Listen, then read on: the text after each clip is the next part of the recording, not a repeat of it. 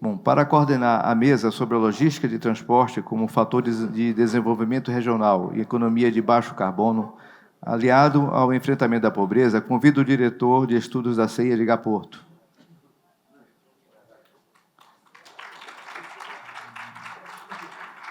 Convido também para os debates o ilustríssimo senhor Leonel Leal Neto, coordenador de projetos do Programa das Nações Unidas para o Desenvolvimento, PNUD, para o Estado da Bahia.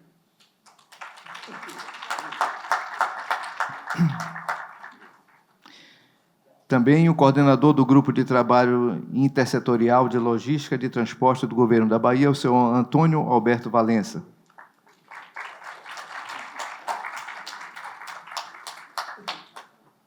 Nesse momento, eu passo a palavra ao diretor Edgar Porto, que irá coordenar esta mesa. Cada palestrante terá 15 minutos para a sua apresentação. Ao final, teremos um bloco de perguntas da plateia. As perguntas devem ser feitas por escrito. Se precisar de papel e caneta, podem solicitar a equipe de apoio do evento. Bom, gente, vamos começar já atrasados, por conta do início, aí nós perdemos uns 15, 20 minutos.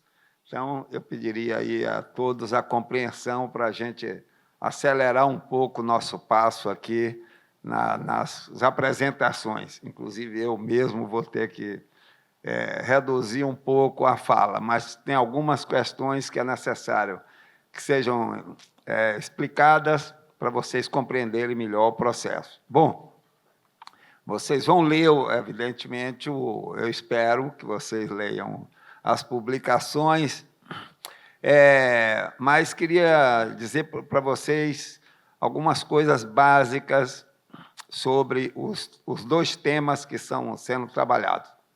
Primeiro, a questão da redução de emissão de carbono e enfrentamento da pobreza. Esse tema começou no período da Covid, quando nós estávamos discutindo na Chapada Diamantina como recuperar um pouco as perdas, ou seja, o setor empresarial, para tentar se recuperar um pouco. E nesse processo, começou uma discussão forte com relação ao desenvolvimento da Chapada. A Chapada é um lugar muito especial, e isso resultou nos avanços dos entendimentos para a gente começar a fazer as coisas e ter um pensamento transversal, para que as ações não sejam fragmentadas, para que a gente também não pense os temas de forma fragmentada. Isso é um problema que existe na nossa sociedade há muito tempo. Inclusive, dentro das nossas instituições de ensino, nós temos uma tendência a um pensamento fragmentado. E para que as coisas precisam acontecer com mais efetividade, é preciso que a gente pense não só a transversalidade das ações, como também a questão territorial. É preciso que a transversalidade das ações aconteça dentro de um recorte territorial. Então, nós começamos a trabalhar essa questão, linkando a questão da redução das emissões, usando, como eu falei antes, abordando o tema da agricultura familiar, principalmente a agricultura familiar, e com os temas que são na Chapada, por exemplo, com o tema do turismo, com o tema da cultura e da preservação ambiental. Então, fizemos um esforço para ter um pensamento dessa forma, e mais, fomos avançando, compreendendo todas as questões ambientais na Bahia, em várias regiões da Bahia, a questão do uso da água, a questão da relação disso com o sistema produtivo, a questão da localização da agricultura familiar, e fizemos uma estimativa de como esse programa poderia ser iniciado, como nós vamos fazer agora na Chapada, com apoio do PNUD, como poderia ser iniciado aí com uma área piloto para que a gente aprenda a fazer essas coisas, aprenda a trabalhar juntos. Essa é uma talvez seja uma palavra mágica. Nós precisamos aprender, de alguma forma, a forçar para que essas ações possam acontecer de forma mais transversalizada. E aí fizemos uma estimativa para que nós pudéssemos alcançar, em 2050, uns níveis de emissão, de baixa emissão de carbono, também em enfrentamento da pobreza. Relacionando isso com o PPA. O outro tema é o tema da logística de transportes, como eu falei inicialmente, a gente já vem trabalhando com ele durante alguns anos, eu diria décadas, não é? E este tema está ganhando corpo agora nacionalmente. Em síntese, a produção brasileira de grãos, de uma forma geral, de grãos, ela se intensificou muito no Centro-Oeste e cresceu ao sul do Centro-Oeste brasileiro, para o norte, para a região do Pará e do Amazonas.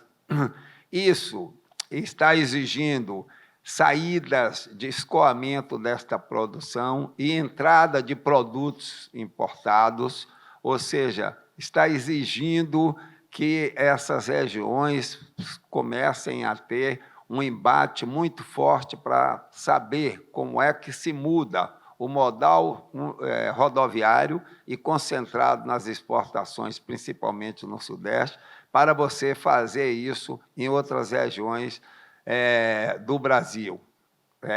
Começamos a compreender que era necessário a gente inserir nessa discussão de ferrovias como um sistema de transporte de alta capacidade, para que esse sistema, com esse projeto ferroviário, sejam projetos de desenvolvimento regional no Brasil, tenham uma concepção dos resultados sobre as diversas regiões, todos os diversos espaços do desenvolvimento brasileiro. E agora, recentemente, nós tivemos agora uma audiência da NTT aqui na Bahia, onde foi apresentado e discutido um projeto que colocou como prioritário no Brasil uma linha leste-oeste ligando a FICO, que articula as áreas de produção do Centro-Oeste brasileiro, com a Bahia, com o Nordeste, passando pela Bahia, e cruza com a linha Norte-Sul. Então, já tem uma indicação de política nacional que eu acho que tem uma repercussão de desenvolvimento regional, que está forçando a barra para que essa ligação saia no sentido de convergência e concentração no Sudeste, para uma subida e alcançar a Bahia e outras regiões do Estado. Esse esforço é um esforço que nós estamos fazendo de estudos, e que são estudos extremamente importantes, que a gente avance neles, porque nós precisamos ter informações para entrar no embate com forças que são muito fortes no sentido de defender as concentrações existentes e que defenda os seus interesses estaduais. Então, isso é muito forte no Brasil hoje, não é? E nós estamos atentos a isso, trabalhando fortemente, e aqui nós temos o professor Valença, que é coordenador de um grupo de trabalho institucional criado pelo governador do Estado para tratar disso. Então, isso passou a ser um tema extremamente importante para o nosso desenvolvimento. E o pensamento é que a gente possa atrair esses fluxos para os portos da Bahia, que a gente possa trazer isso e pensar nas repercussões que esses fluxos possam trazer para outras regiões da Bahia. O pensamento é para o nosso desenvolvimento. E nós temos a consciência de que este processo de esses projetos que estão sendo já vislumbrados com essa perspectiva da grande cruz, a grande cruz de logística no Brasil, ele pode alterar muito o nosso processo de desenvolvimento social e econômico. A gente precisa saber como lida com os seus resultados, como a gente pode fazer o melhor para nós. E o que a gente está fazendo é fazendo o nosso dever de casa. A gente precisa estudar mais isso e conhecer esses fluxos e quais são os fatores que estão envolvidos nisso. É isso que nós tratamos nesta publicação.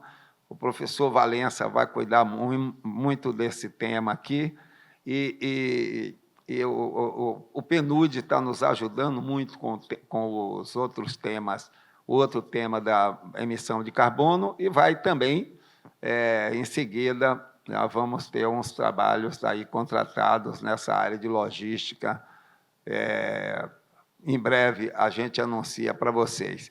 Então, eu queria passar a palavra inicialmente para o nosso coordenador do escritório do PNUD aqui na Bahia, Leonel, que é um parceiro muito forte nosso, e vai nos dizer alguma coisa sobre isso. Bom dia a todos e todas.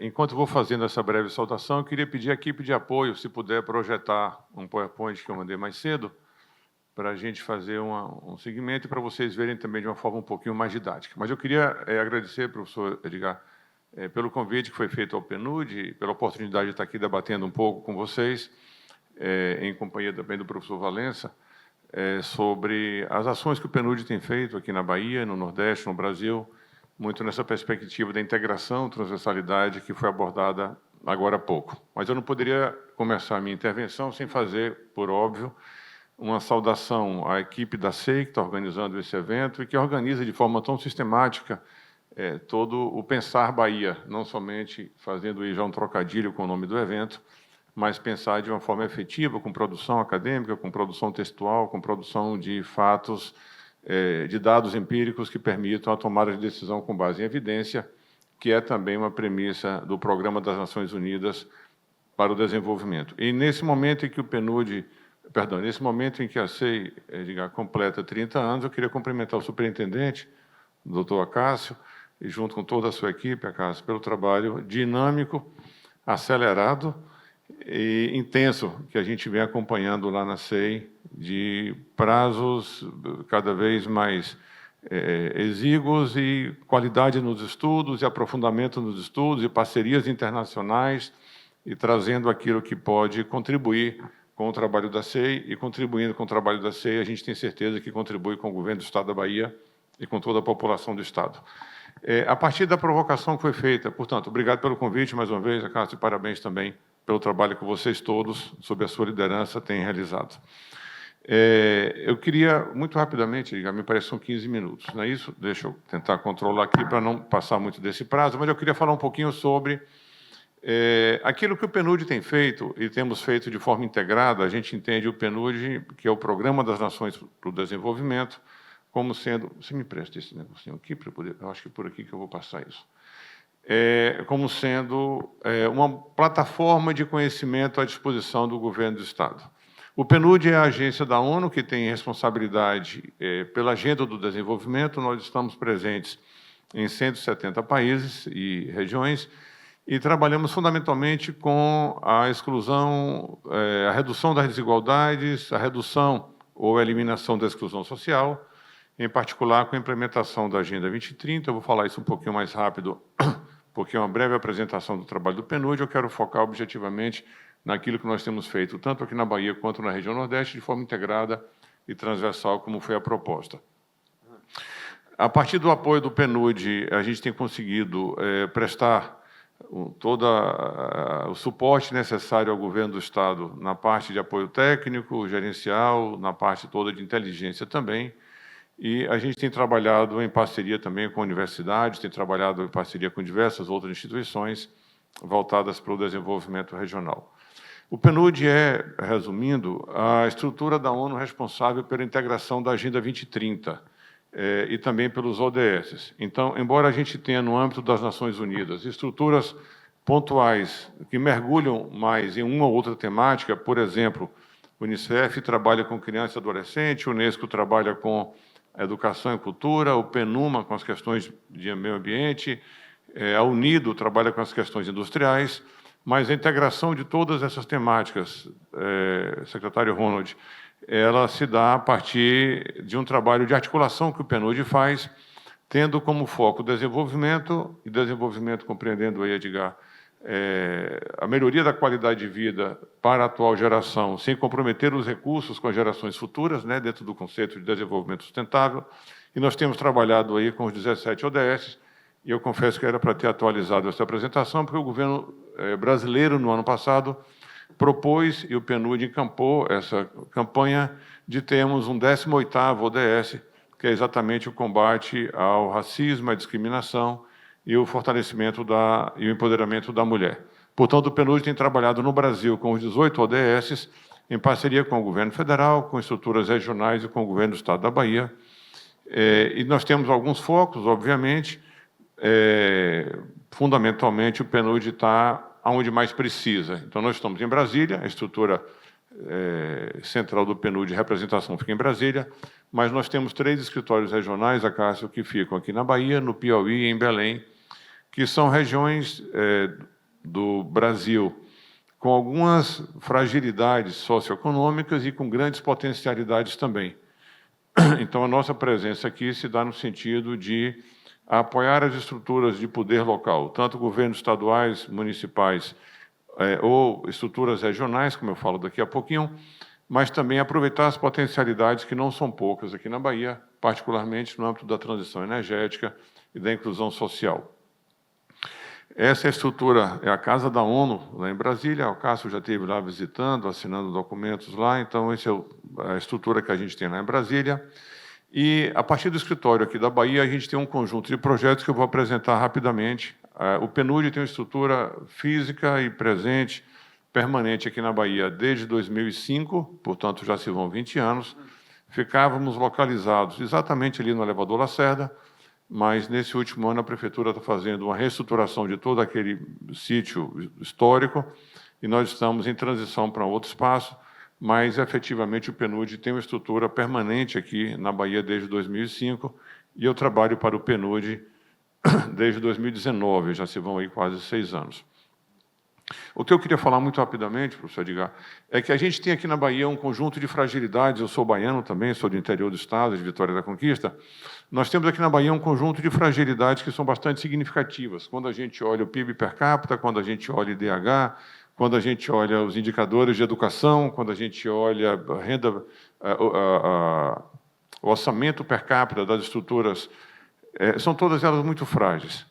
Efetivamente, a gente está, já historicamente, não é de hoje isso, embora se registre um aumento nos últimos anos, mas efetivamente a gente tem indicadores de desemprego que são ainda altos, a gente tem um elevado número de pessoas dependendo de programas assistenciais.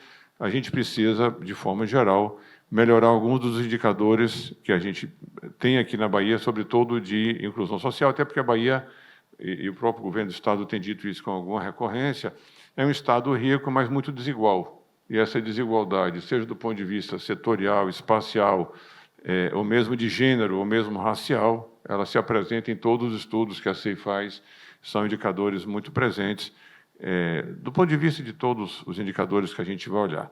Mas a Bahia, como eu disse há pouco, também é um estado de grandes potencialidades, particularmente no âmbito das energias renováveis, das estruturas de logística, daquilo que a gente vai falar daqui a pouco de forma muito rápida, da segunda transição energética, do power shoring, turismo, indústria de baixo carbono, que são temas que o PNUD tem apoiado aqui o estado da Bahia. E, para esse apoio, a gente tem projetos a partir aqui do estado da Bahia, Acácio, com estruturas de desenvolvimento regional, com estruturas aqui do governo do estado da Bahia, com estruturas municipais e com a sociedade civil organizada, entendendo, professor, que o desenvolvimento é um trabalho complementar que deve ser liderado pela estrutura de poder local, no caso da Bahia. O governo do estado da Bahia, por óbvio, é o líder que tem que coordenar as atividades, mas não é não é um desafio exclusivamente do governo do estado.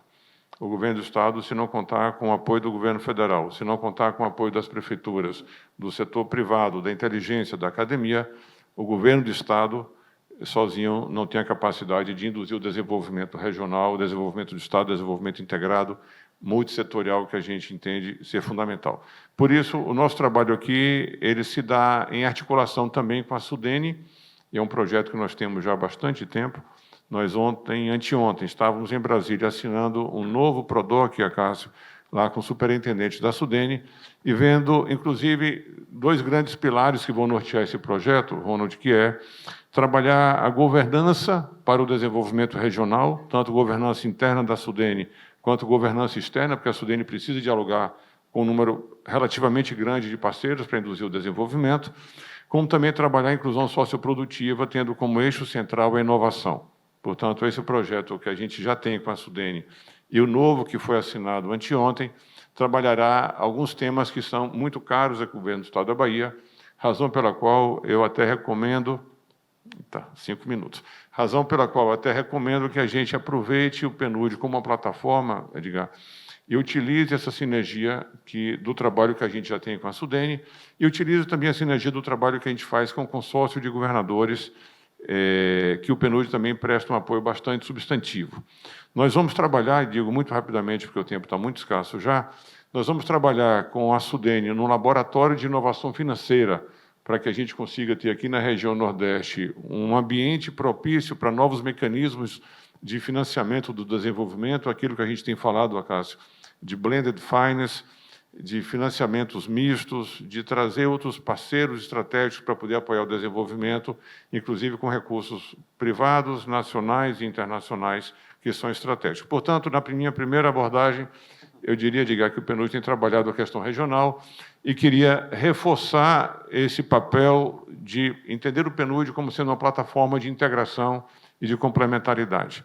Mas nós temos também um trabalho mais forte, mais focado, por óbvio, aqui na Bahia, que é onde está o nosso escritório, com diversas parcerias estratégicas que tangenciam muito diretamente esse tema que você falou, da sustentabilidade, da descarbonização da economia do Estado da Bahia, do pagamento por serviços ambientais e de várias outras iniciativas que vão na direção de uma economia que seja sustentável, por óbvio, do ponto de vista ambiental, mas que também seja sustentável economicamente falando, e por isso a importância de todos os estudos do ponto de vista da logística, e que seja sustentável na perspectiva social. Daí a gente ter se engajado muito fortemente com a ODS 18 e com vários outros programas que marcam e que caracterizam o PNUD dentro de um lema que é fundamental para a gente, que é não deixar ninguém para trás. O PNUD, portanto, tem essa responsabilidade muito grande de prestar uma assistência, de olhar com carinho, de olhar com atenção, sobretudo para aquelas parcelas ou aqueles estratos da população que são mais vulneráveis e que, por isso mesmo, precisam de um olhar mais cuidadoso, de um olhar atento com políticas públicas mais robustas. Nós temos parceria atualmente aqui no Estado com a SEI, é um parceiro estratégico extremamente importante. Temos parceria com o Ministério Público do Estado da Bahia, que é um parceiro também muito forte. Temos parceria com o Tribunal de Justiça do Estado. Temos parceria com a Secretaria de Administração, SAEB, com a CEPLAN, com a Secretaria de Desenvolvimento Econômico e com a SEDUR também.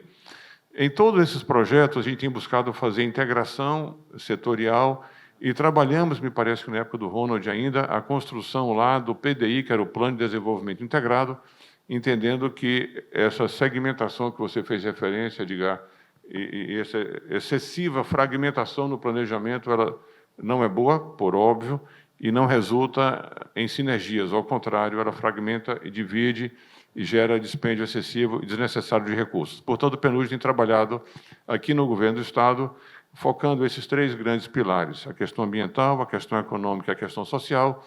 E em todos esses três pilares, nós temos buscado aportar a experiência internacional que o PNUD tem, a experiência nacional, até porque a gente também trabalha com esses pilares nas regiões e em parceria com a Sudam e com a Sudeco, e temos projetos com praticamente todos os ministérios do governo federal. Portanto, o PNUD entende o desenvolvimento da Bahia de uma perspectiva integrada, sabendo claramente que a SEI tem um papel estratégico nesse momento, porque a SEI certamente é o principal provedor de informação qualificada, Cássio, para o governo do Estado, mas não só, mas para a sociedade civil, para os tomadores de decisão, para o setor privado, para o setor produtivo, para o setor trabalhador também, trazendo uma referência positiva quando vai se tomar qualquer decisão, em cima de um conceito que a gente tem discutido muito lá com a Cássia, com a equipe, que é gestão com base em evidência. Hoje em dia, a possibilidade de acessar números, fazer cruzamentos e construir dashboards, BIs, etc., isso está cada vez mais fácil, cada vez mais acessível e cada vez mais disponível para o tomador de decisão, sair somente do seu feeling, que obviamente é importante, mas ir para um campo de tomada de decisão com base em dados reais e entender de forma precisa qual é, geograficamente falando, setorialmente falando, quais são as vulnerabilidades mais agudas que precisam ser atacadas com maior precisão. E já para terminar, porque a amiga está me avisando ali que meu tempo está esgotando, nós temos também vários projetos com o governo municipal, particularmente com 3 secretarias, 3 estruturas municipais. Uma delas é a Secretaria Municipal de Saúde. Nós temos trabalhado lá um tema interessante, que é a territorialização do cuidado em saúde em Salvador. Salvador cresceu de uma forma, como todos sabemos, muito acentuada durante a fase do polo petroquímico, depois diminuiu a população nos últimos anos, mas é uma cidade que precisa de um planejamento diferenciado, até porque ela vai se verticalizando cada vez mais, e por estarmos cercados por água, a gente não tem acaso por onde se expandir lateralmente, e Salvador hoje é a capital brasileira com maior densidade populacional. A gente supera São Paulo, supera todo mundo, porque a gente vai espremido e subindo, né, a população. É claro que a gente, quando cresce, mas cresce fora, cresce para Lauro de Freitas, cresce para Simões Filho, cresce para outras localidades, mas Salvador, estrito senso, tem a maior densidade populacional. E aí, a dificuldade com a logística, a dificuldade com políticas públicas, e particularmente a dificuldade com, no caso específico, com a saúde, é um ponto que a gente está buscando ajudar o município, também com o núcleo de economia da saúde, para poder melhorar a eficácia na alocação de recursos. Segundo tema que a gente tem trabalhado lá é o suporte ao município, através da Fundação Mário Leal Ferreira, para a constituição de um sistema que já existe, mas o aperfeiçoamento do sistema de informação municipal, através do Salvador Dados, que dialoga muito, a Cássia, inclusive, com aquilo que vocês fazem também aqui em Salvador, de prover informação para a tomada de decisão. O objetivo lá também é esse, é prover o prefeito municipal e as demais estruturas do município para tomar a decisão.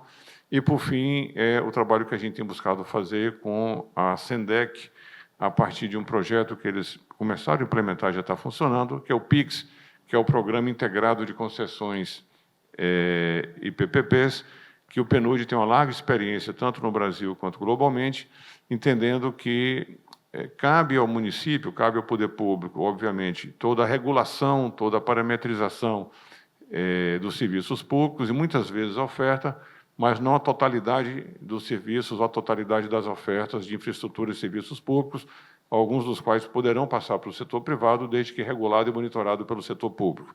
Então, a experiência internacional do PNUD também está à disposição, no caso do município, nessa área de concessões e PPPs, que o município vai avançando e criou um manual muito interessante de critérios e mecanismos para o estabelecimento de PPPs e concessões, ancorado nos ODS e na Agenda 2030, que foi aquela primeira apresentação que eu fiz. Primeiro ponto. Portanto, eu queria, nesse primeiro breve momento de intervenção, Edgar e Valência, dizer que o PNUD está à disposição, estamos presentes aqui em Salvador e na Bahia, portanto, desde 2005, já se vão 20 anos de aprendizado conjunto, e que os temas de desenvolvimento para a gente sempre são vistos de forma integral e transversal. Tudo aquilo que a gente tem feito com o governo federal, tudo aquilo que a gente tem feito com a SUDENE em particular, e com o consórcio de governadores, está à disposição do governo do Estado da Bahia, está à disposição, acaso, também da SEI, para a gente construir complementaridades para que o desenvolvimento integral, sustentável e inclusivo possa ser percebido aqui na Bahia de forma cada vez mais intensa e para que aquelas potencialidades que eu falava no início da intervenção, mas também as fragilidades que já são conhecidas de todos, possam ser superadas no espaço mais curto de tempo possível. Obrigado pelo convite, eu fico à disposição para, na segunda rodada de debates, aprofundar um pouquinho mais cada um dos temas que eu abordei aqui. Obrigado mais uma vez. Obrigado, Leonel. Passar imediatamente para o professor Valença. Valença é o coordenador do grupo de trabalho institucional, como eu comentei com vocês, e assessor do secretário de Planejamento. Muito obrigado, Edgar. Eu queria, nesse momento, parabenizar mais uma vez a SEI por esse trabalho fantástico que realiza, e particularmente o projeto Pensar Bahia. Na palavra do seu diretor, José Acácio Ferreira, e dos demais técnicos, colegas aqui da SEI, já que todos estamos ligados à Secretaria do Planejamento, na qual eu milito. Eu vou pedir que, por favor, colocassem no vídeo um PowerPoint que nós preparamos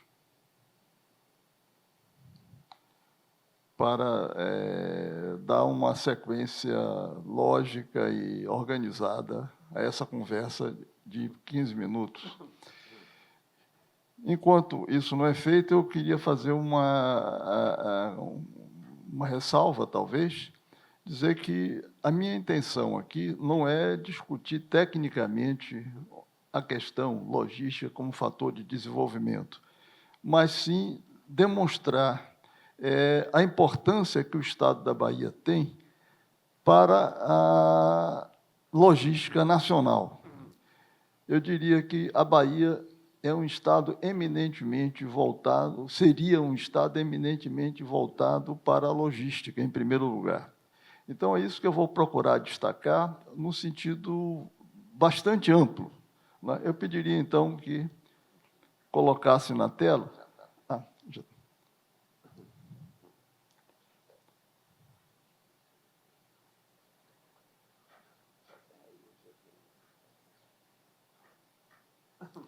Eu não estou sabendo passar. Alguma coisa está acontecendo aqui. Bom, então a nossa conversa é logística como fator de desenvolvimento. Eu gostaria de dizer que é com uma satisfação muito grande que eu integro esse GTI de logística, muito oportunamente criado pelo governo do Estado da Bahia, e do qual fazem parte também alguns dos presentes aqui. Quando você quiser passar a direção para essa aqui, tá bom. Eu estou vendo presente aqui companheiros como o Botelho, o próprio Edgar Porto, não sei se tem outro companheiro aí do GTI presente, mas o que eu queria destacar, então, principalmente, é o seguinte: a Bahia está estrategicamente situada no território nacional, entre o Norte, o Nordeste, o Centro-Oeste e o Atlântico. E o Atlântico, eu diria, o resto do mundo. Então, a Bahia é um estado logístico, por vocação. Basta olharmos rapidamente no mapa, por isso que eu coloquei a Bahia ali de uma forma de uma cor assim bem chamativa, aquele amarelo. Você vê que a Bahia está no meio de tudo, está exatamente no centro, entre o oceano e o resto do país. Então, a Bahia tem um papel fundamental na logística nacional.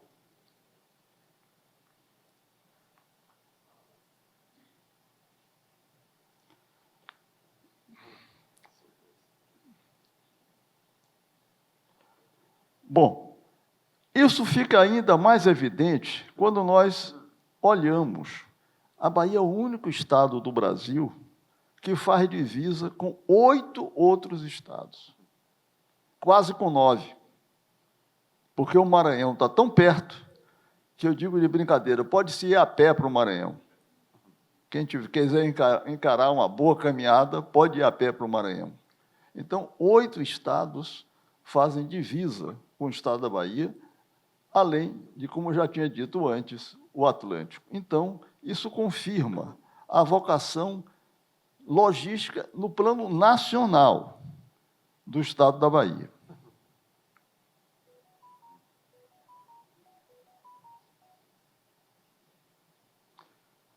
Além disso, a Bahia abriga a Bahia de Todos os Santos, a Bahia dentro da Bahia. A Bahia de Todos os Santos, como alguns dizem, não é uma baía, é um golfo, seria a segunda maior baía do mundo, não interessa muito. O que interessa é que é uma grande baía, ou seja, oferece condições excepcionais para abrigar instalações portuárias. Que condições são essas? Águas profundas e protegidas. Ou seja, não dependemos de grandes obras de engenharia para a instalação de terminais portuários. Funcionam, dentro da Baía de Todos os Santos, hoje, entre 10 e 11 terminais. Esses terminais são portos públicos e são, na sua grande maioria, terminais privados, ou seja, explorados empresarialmente.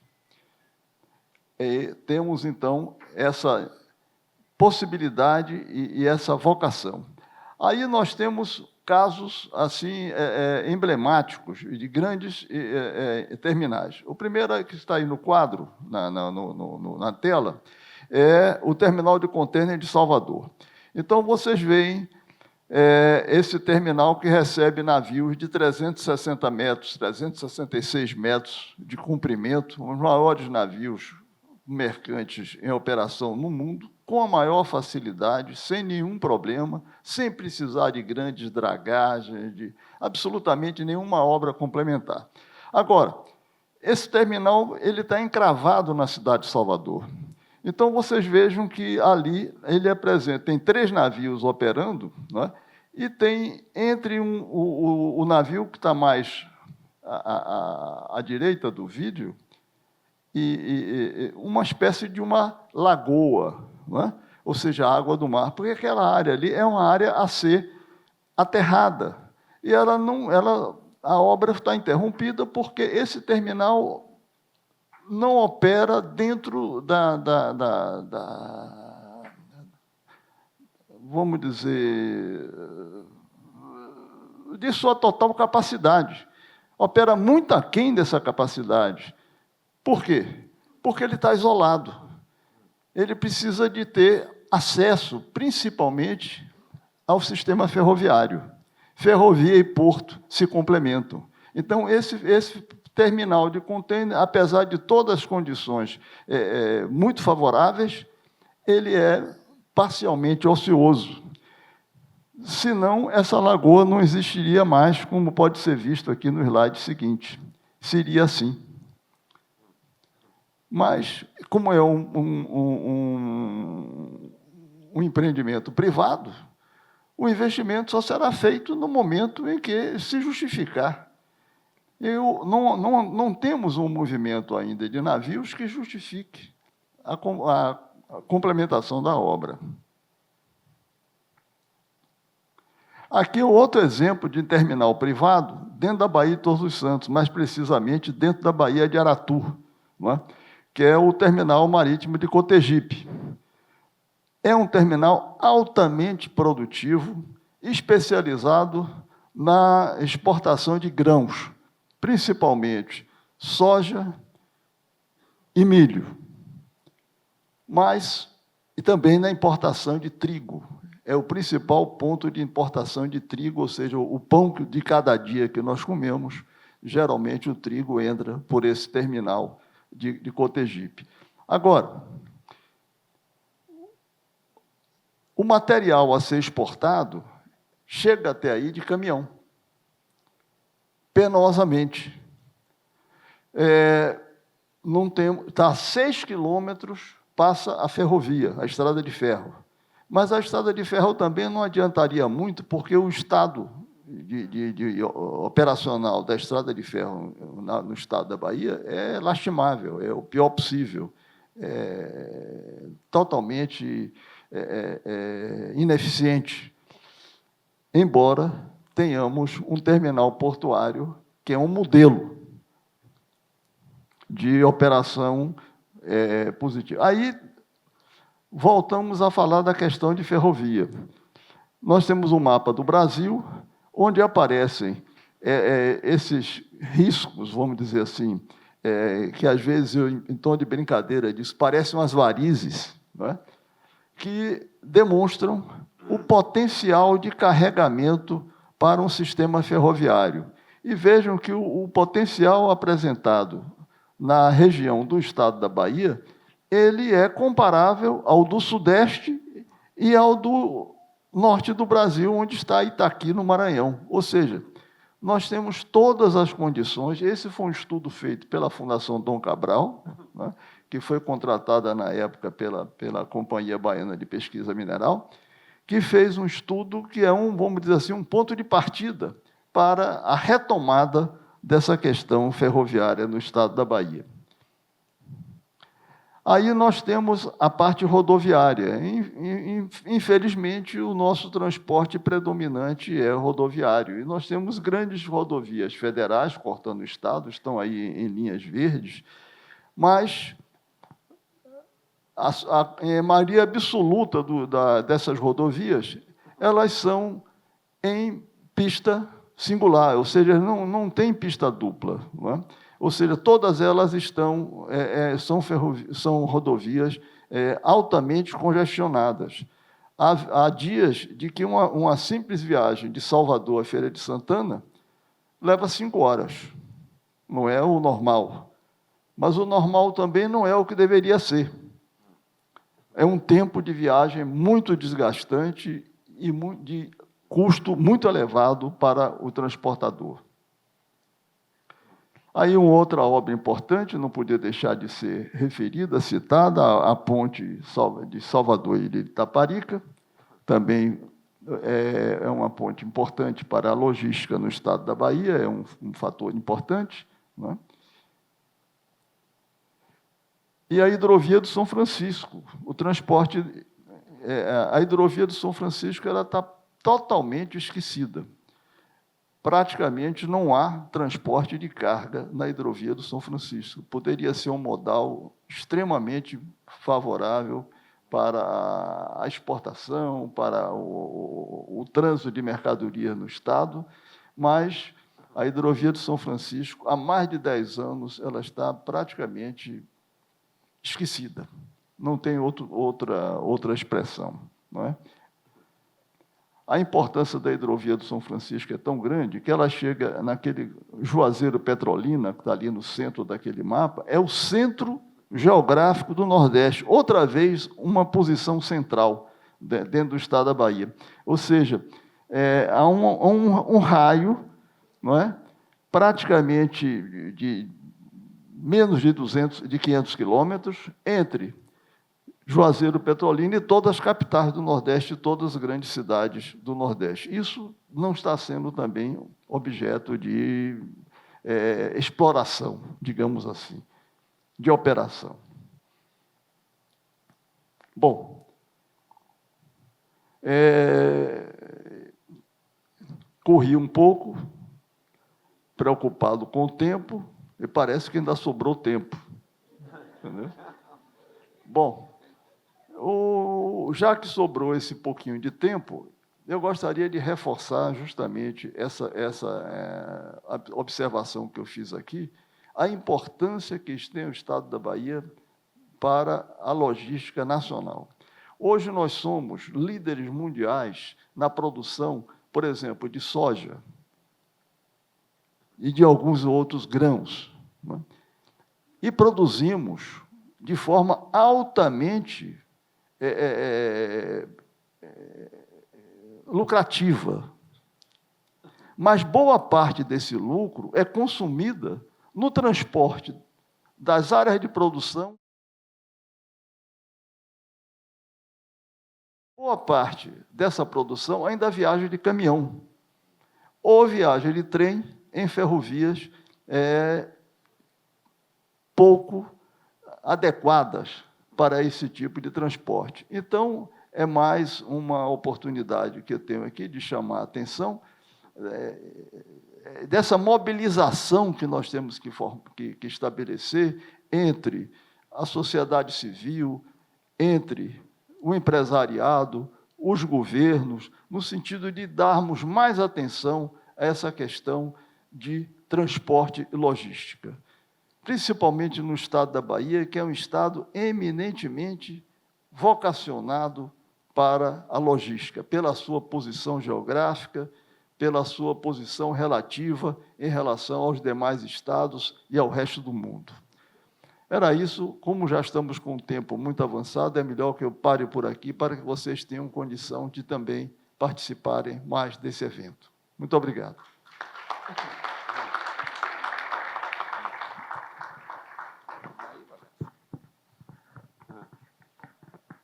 Bom, gente, obrigado, Valença.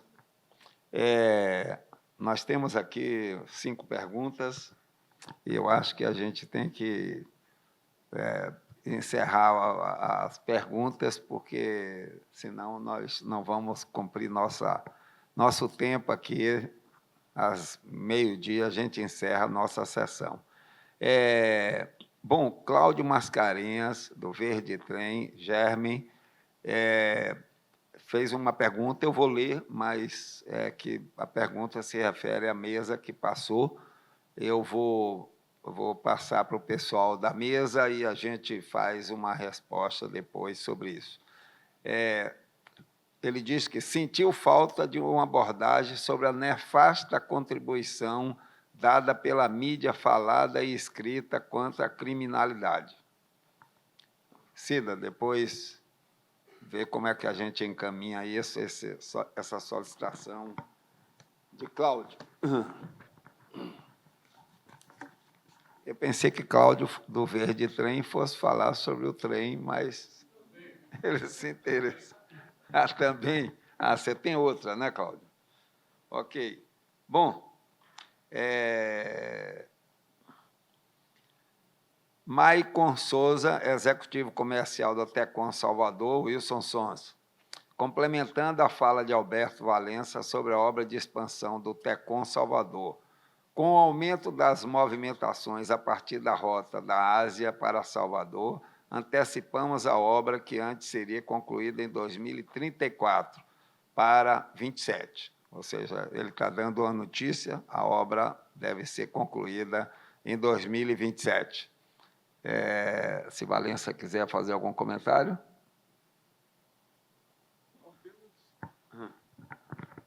Apenas me congratular e esperar que isso aconteça o mais rápido possível, porque isso é muito bom para a economia da Bahia, do Estado da Bahia, para a própria economia nacional. Ok. Bom, Paulo de Tarso, da CEINFRA.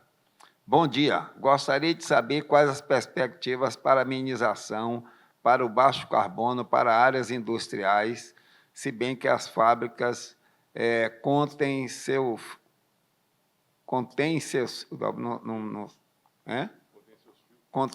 filtros para amenizar. Gostaria também os veículos a combustão que geram muito monóxido de carbono e o planejamento da utilização para as baterias dos carros elétricos. Eu acho que, pelo menos, a primeira parte, Leonel, você quer comentar? Eu queria agradecer a pergunta e a provocação e a oportunidade de complementar um pouco aquilo que tanto eu quanto o Valença falamos meio rápido, né, professor? O tempo foi meio escasso.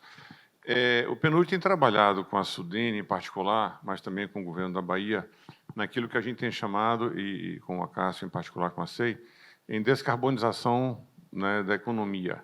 Vendo isso não exatamente como, entre aspas, como um problema, como um passivo, mas como um grande ativo.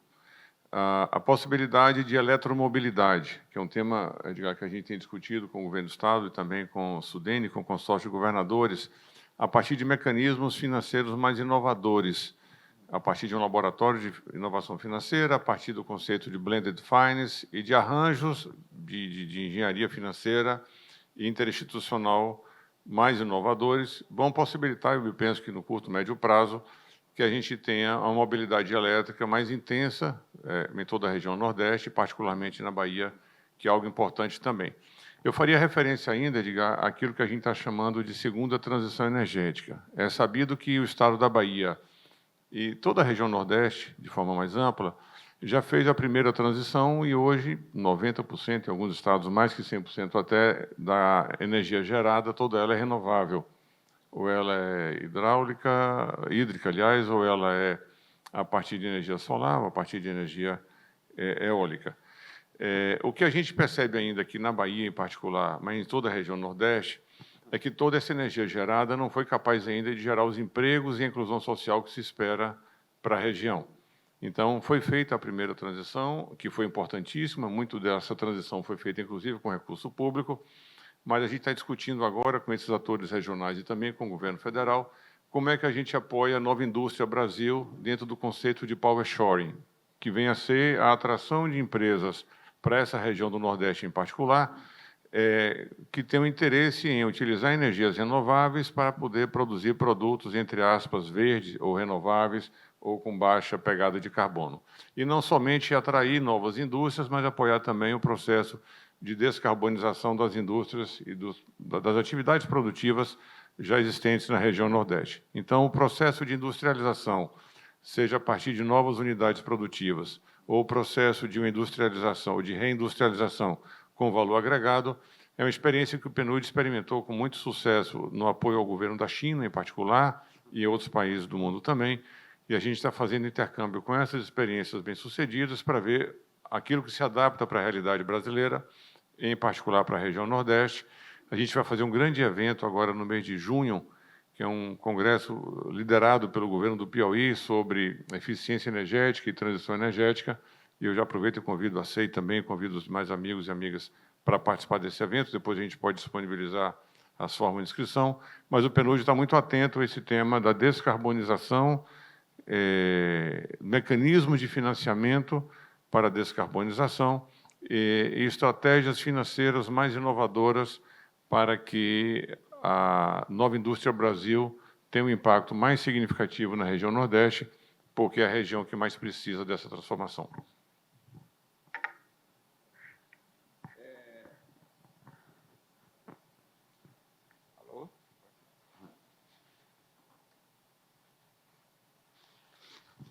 Leonel, eu acho que tem a próxima aqui, eu acho que era talvez você e Valença possam responder. Acho que tem metade para cada um aqui. A relação e interface dos temas logística e baixo carbono deve seguir os 17 princípios da ODE, consolidar todos os setores da economia produtiva, exercitando o ESG. Entretanto, os baixos investimentos em infraestrutura no Brasil são lentos e sem sustentabilidade de política nacional de desenvolvimento de longo prazo. Vemos ações para o curto prazo não dar certo. Como acreditar em governos empresários que esse cenário irá mudar? Erasmo Caetano, executivo e consultor. Então, você quer começar? Valença. Bom, é uma coisa muito complicada, né, para resumir assim. Tudo depende de infraestrutura. A infraestrutura são investimentos de valor muito elevado. E nós temos um momento difícil, vamos dizer, para o setor público nacional, onde a capacidade de investimento está muito abaixo do que seria necessário, seja para os estados, seja para a União, seja para os municípios. Então, há uma dificuldade muito grande de realização de grandes investimentos. No caso de infraestrutura especificamente, a solução está sendo através da concessão, não é? Através das parcerias. E esse sistema está dando uma resposta interessante em muitos casos. Mas, para nós aqui no Nordeste, na Bahia, particularmente, né, esses resultados ainda não são tão assim alvissareiros. Então, é preciso realmente intensificar essa busca de parcerias. E para que encontremos parceiros, é preciso que a gente ofereça, né? Ou seja, no caso, o Estado ofereça oportunidades, assinale as oportunidades, encaminhe, não é? Desperte, digamos assim, o interesse do setor privado em realizar investimentos isoladamente ou em parceria, em conjunto com o poder público. É um problema muito difícil, não é um problema da Bahia, não é um problema do Brasil como um todo, e, como sempre, esses problemas nacionais, eles são mais agudos nas regiões menos adiantadas ou menos desenvolvidas, como é o caso do Nordeste, como é o caso onde a Bahia se insere. Bom, Leonel quer completar. Concordando, obviamente, em 100% aí com o professor Valência, eu queria somente completar duas informações que me parecem oportunas. O PNUD está fazendo alguns trabalhos em outros países, Valência, muito interessantes, a partir do conceito de blended finance, e com um laboratório de inovação financeira que eu queria frisar bem rapidamente, para não até desvirtuar muito aqui o foco. A gente sabe que a capacidade de investimento do poder público, por óbvio, ela é limitada. Extinguindo ou alcançando essa capacidade de investimento limitada, normalmente os governos recorrem ou recorreram a empréstimos internacionais reembolsáveis.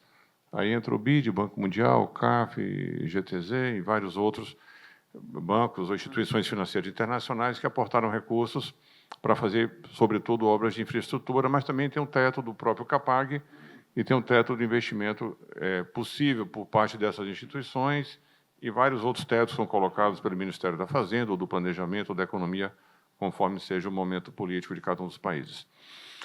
O que a gente está estudando mais recorrentemente agora é fazer uma engenharia financeira com investimentos mistos, que a literatura tem chamado de blended finance, em que o poder público aporta recursos. O poder público e os fundos internacionais concessionais aportam recursos para a redução de risco do empreendimento, do investimento, e, com isso, a parte do investimento e o próprio risco do negócio, propriamente dito, fica com o setor privado, com fundos de investimento ou com capitais privados internacionais.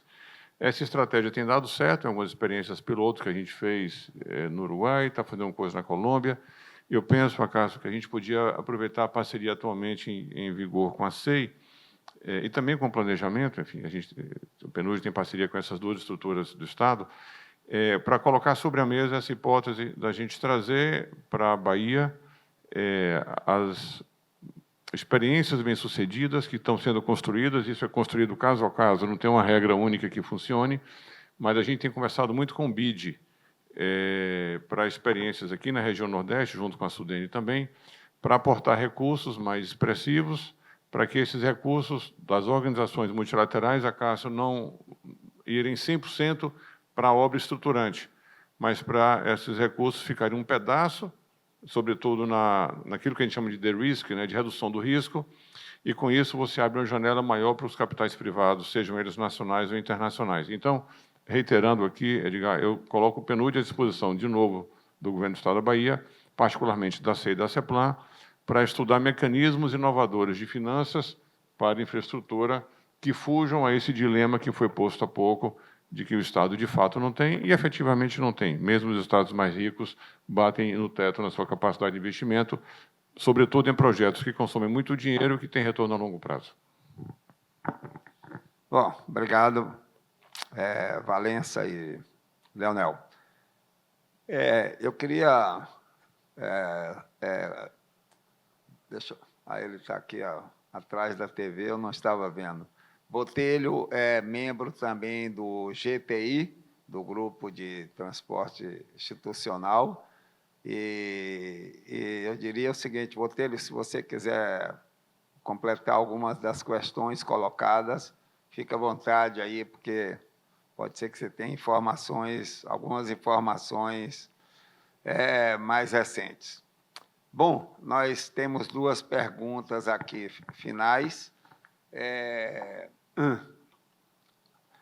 Tem uma pergunta que não foi identificado o autor. Como o governo da Bahia está planejando a construção e ampliação do Porto de Ilhéus para escoamento dos minérios da região sul da Bahia? 2. Como serão implantadas as estações de descarregamento dos referidos minérios no Porto de Ilhéus? Essa é uma questão... Valença? Bom, vamos aqui por partes, né? A questão porto não é uma questão que esteja vinculada diretamente aos governos estaduais. É uma questão que afeta ao poder nacional, ao poder federal. No caso específico do porto referido, deve ser o Porto Sul. O Porto Sul ele foi imaginado como parte de um sistema que seria completado pela Ferrovia de Integração Oeste-Leste, ou seja, Porto Sul-Fiol. A Fiol, mais especificamente a Fiol 1, 573 quilômetros, entre Ilhéus e Caetité, onde se localiza uma mina importante de ferro, de minério de ferro. Essa mina foi objeto a exploração mineral, e esse projeto foi objeto de uma concessão à Bamin, não é? Que é a empresa que explora o ferro em Caetité, e se tornou também concessionária desse trecho ferroviário por 35 anos. Essa concessão já está em pleno transcurso do tempo, se eu não me engano, já se foram 5 anos, e a obra está praticamente parada, porque a empresa está passando por dificuldades, ou não sei se diminuiu o interesse econômico da empresa no projeto. Pode ser que ela esteja negociando esse projeto. Eu sei que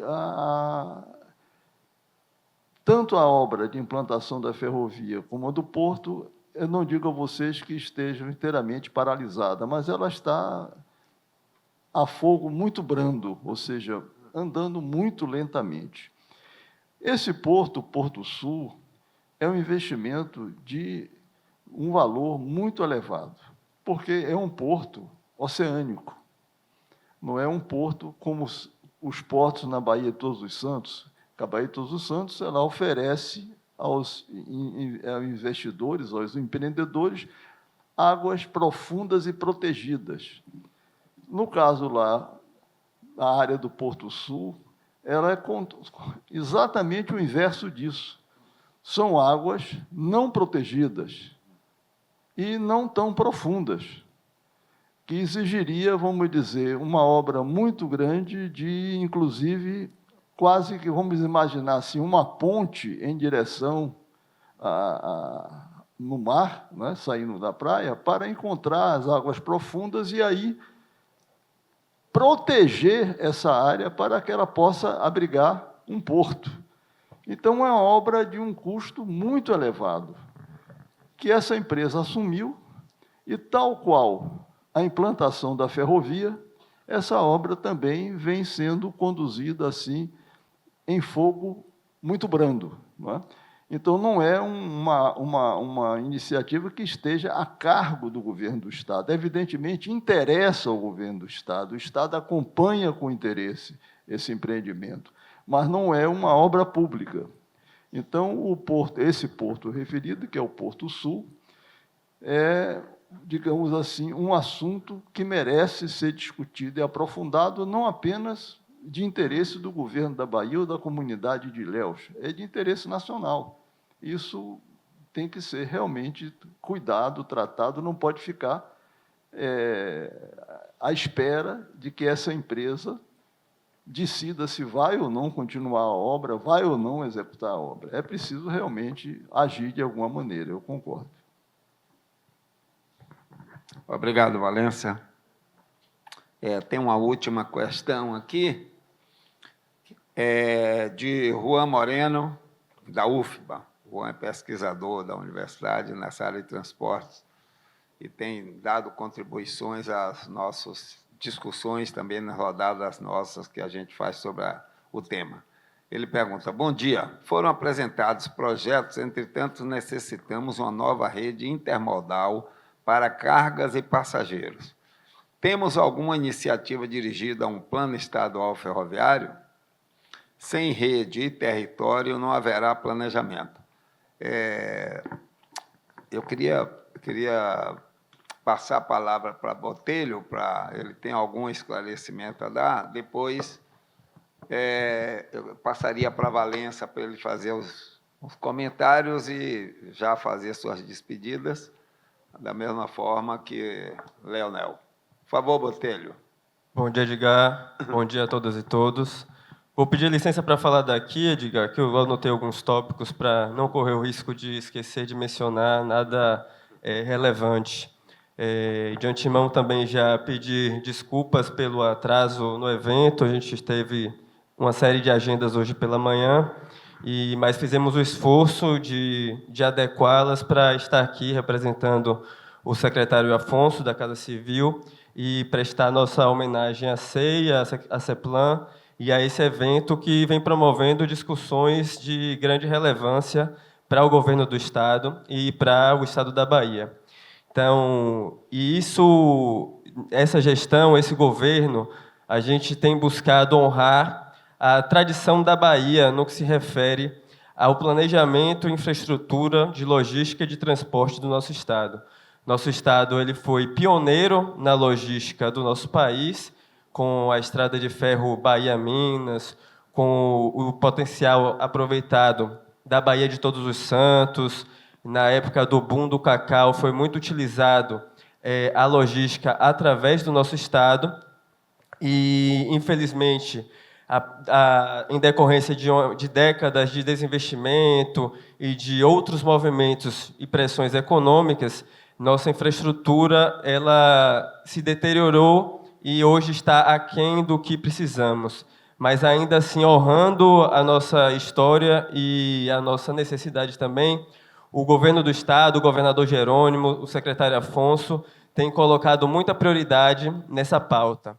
Tudo no que se refere aos trilhos da Bahia, tanto também no transporte, na infraestrutura, de forma mais ampla. Essa gestão tem feito esse esforço e já viemos colhendo os frutos desses esforços, destravando o VLT, por exemplo, que ficou aí durante alguns anos prejudicado por conta da pandemia, a população do subúrbio sofrendo com a ausência do trem, e depois de muito esforço foi resolvida a questão do VLT, com o mesmo volume de investimento, um modal de transporte para a cidade de Salvador, com 3 vezes a extensão que tinha sido planejada inicialmente. Além disso, por orientação também do governador Jerônimo, nós na Casa Civil temos acompanhado de muito perto todos os outros temas no que se referem à infraestrutura do nosso Estado, inclusive temas de jurisdição do governo federal, mas o qual nós temos tentado influenciar e trazer a posição da Bahia, como, por exemplo, a discussão da FIOL, que será concedida agora o seu 3º trecho em direção a Mara Rosa, formando o corredor com a FICO até Água Boa, gerando esse corredor logístico de escoamento dos grãos do país através dos portos da Bahia. Também as discussões sobre a renovação da concessão da FCA, que também está ocorrendo esse ano, estamos acompanhando atentamente, com muita frequência, indo até Brasília para apresentar nossos pleitos e acompanhar a tramitação do processo. A expansão do metrô de Salvador, que deve sair também nas próximas semanas, ainda mais desdobramentos da nova estação do Campo Grande. E não podemos deixar de mencionar também a ponte de Salvador-Itaparica, que acabou de ser resolvido os imbróglios contratuais no que se refere ao auditivo, sendo aprovado no TCE, e caminha agora para a assinatura do contrato nos próximos dias, ainda dependendo de detalhes e ajustes do consórcio chinês, que trocou uma empresa por uma outra que tinha mais expertise numa obra dessa complexidade. Então, esse tema da logística, infraestrutura logística do nosso Estado é um tema muito complexo, porque a gente não pode tratar ele de forma isolada nem localizada, porque se refere ao desenvolvimento do país. São iniciativas, políticas públicas extremamente caras, a gente sempre está falando em cifra de bilhões quando se refere a esse tema, e são iniciativas que elas dizem respeito a todo o território nacional. E é importante nós resgatarmos as observações que o professor Valença traz, porque o nosso projeto político de justiça social para o Brasil, de distribuição de renda e de erradicação da pobreza, ele também passa pelo desenvolvimento econômico do nosso país, pela acumulação de mais recursos financeiros no nosso país para que a gente possa distribuir. E a gente não vai conseguir alcançar isso plenamente se a gente não reequilibrar as diferenças no que se refere à infraestrutura nacional. Um país da dimensão como o Brasil, um país continental, não pode mais depender apenas de portos nos extremos da sua costa, como Santos e Itaqui, por exemplo, para escoar toda a sua produção de grãos e minérios. E ambos os portos operam hoje com grandes restrições de capacidade, em torno de 90%. Então, falar sobre o desenvolvimento da infraestrutura da Bahia, e aí não se trata de demagogia, nós estamos falando do desenvolvimento do Brasil.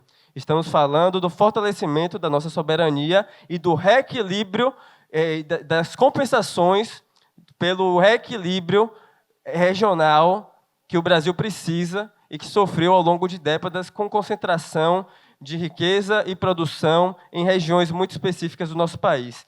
Então, não estamos aqui puxando a sardinha para o lado da Bahia, estamos sim buscando restabelecer e reequilibrar a nossa dinâmica econômica enquanto país.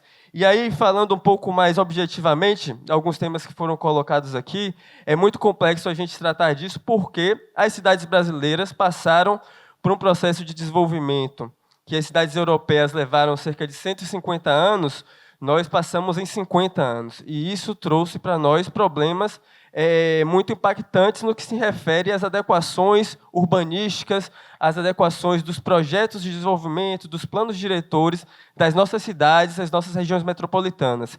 E a questão do Porto de Salvador é uma delas, por exemplo. A gente tem um porto, como muito bem colocado pelo professor Valença, que hoje carece de um acesso ferroviário. Mas essa questão do acesso ferroviário ao Porto de Salvador ela está em conflito com a questão urbana muito sensível. Os estudos que a Secretaria de Desenvolvimento Urbano tem feito recentemente, eles apontam que o impacto urbanístico de retomar um trem de carga ali no subúrbio, onde hoje, muito próximo à faixa de domínio do trem, a gente tem ocupações e residências que não são como as europeias, que são completamente vedadas, acusticamente isoladas, são residências de que você passar um carro na frente, a pessoa está ouvindo como se estivesse do lado da cama dela. Então, a gente trazer esse ponto, a gente tem que trazê-lo também, trazendo a reflexão de se há parâmetros e correlações de situações semelhantes no plano mundial, em que existam soluções humanísticas que não gerem um conflito à população que hoje mora ali praticamente próximo à faixa de domínio da ferrovia. Isso não significa que não temos que discutir soluções para otimizar a logística do Porto de Salvador. Temos o debruçado e cogitado sobre soluções que envolvam terminais intermodais ali na BR-324 e aproveitar o potencial da via expressa que foi construída e tem um bom desempenho para aproveitar esse ativo que nós temos na Baía de Todos os Santos, sem comprometer a população do subúrbio. Porque, infelizmente, o avanço urbano que tivemos nas cidades brasileiras não acompanhou o planejamento e os estudos, e, inclusive, a participação social na definição dessas diretrizes. Então, era essa a contribuição que a gente organizou para trazer, aqui representando o secretário Afonso, o governador Jerônimo, saudar o evento, a SEI, a CEPLAN, e nos colocando ainda mais à disposição, como sempre, Edgar e Valença, para estar colaborando no que for possível, no que se refere às discussões logísticas do nosso Estado. Obrigado.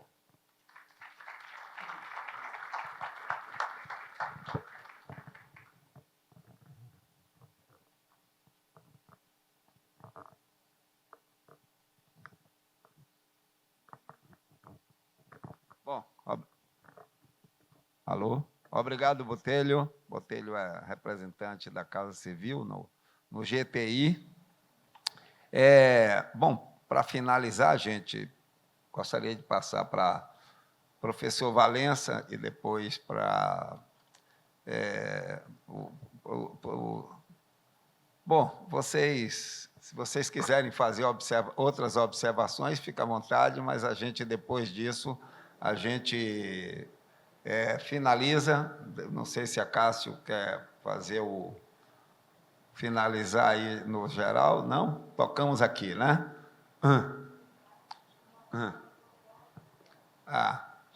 O pessoal está me cobrando aqui para a gente. Eu prometi no início dizer qual era o nosso tema deste ano, e a Licida está me cobrando. Eu vou dizer muito rapidamente, vou deixar para depois detalhar com vocês, mas nós temos estudado uma questão que tem nos afligido muito hoje, que é a questão da educação e da comunicação, tudo isso reunido, que tem afetado comportamentos, que tem induzido a comportamentos, alguns não muito colaborativos, alguns não muito, digamos assim, compreensivo com o outro.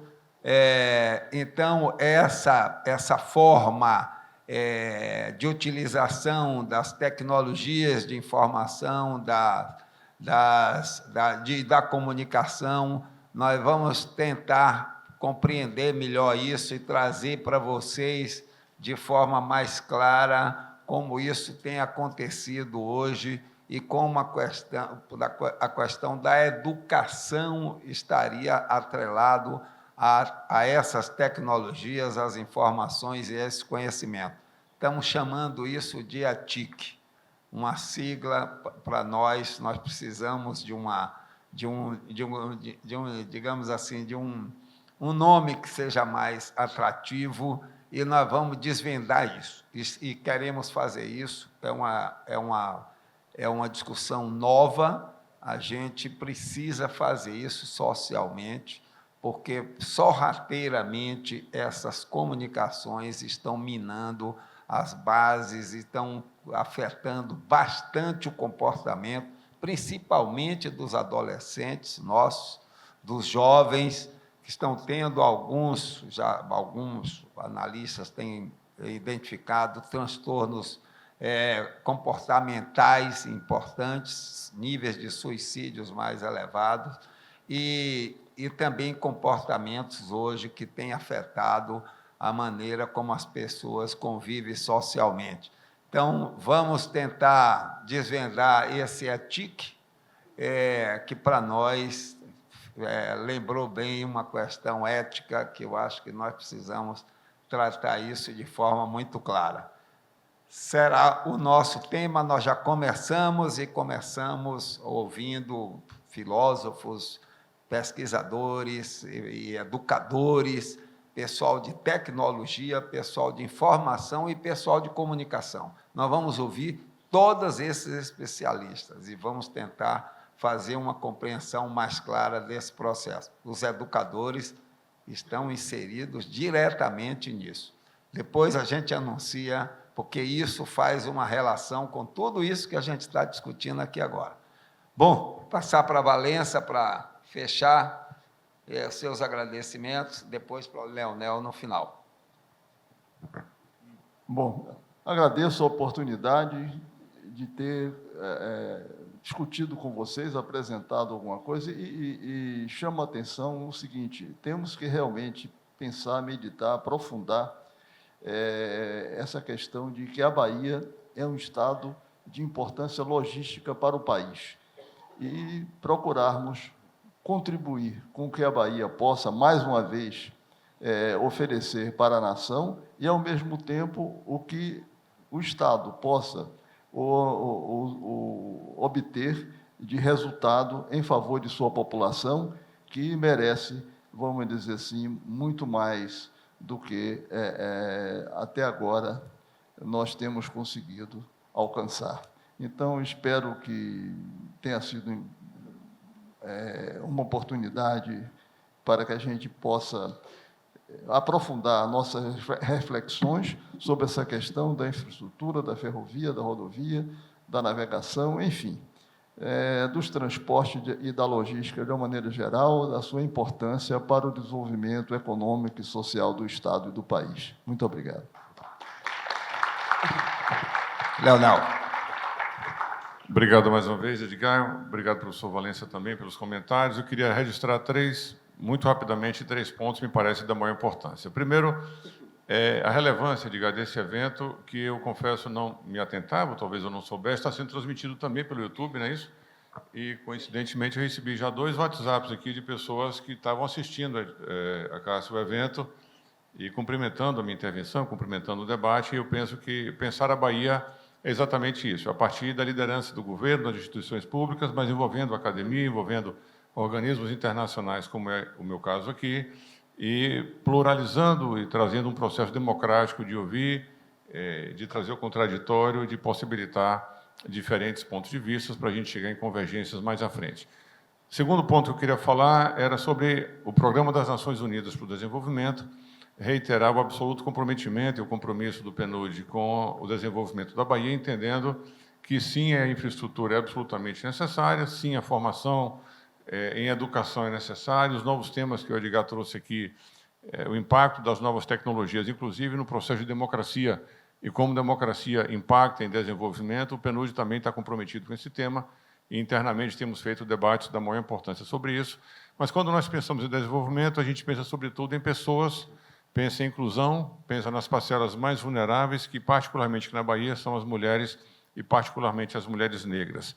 Eu queria reiterar que o PNUD está à disposição para todo esse debate, está à disposição para trabalhar com formação, com inclusão. Nós temos experiências de outros países que eventualmente podem ser úteis aqui para a Bahia e a gente pode fazer esse compartilhamento, adaptando, por óbvio, a realidade brasileira, particularmente na logística. Edgar, a China tem feito um trabalho muito, muito interessante. Eu sei que a SEI já é uma parceira forte da Academia de Shandong, e o PNUD lá tem, em apoio ao governo chinês, feito um trabalho também muito interessante.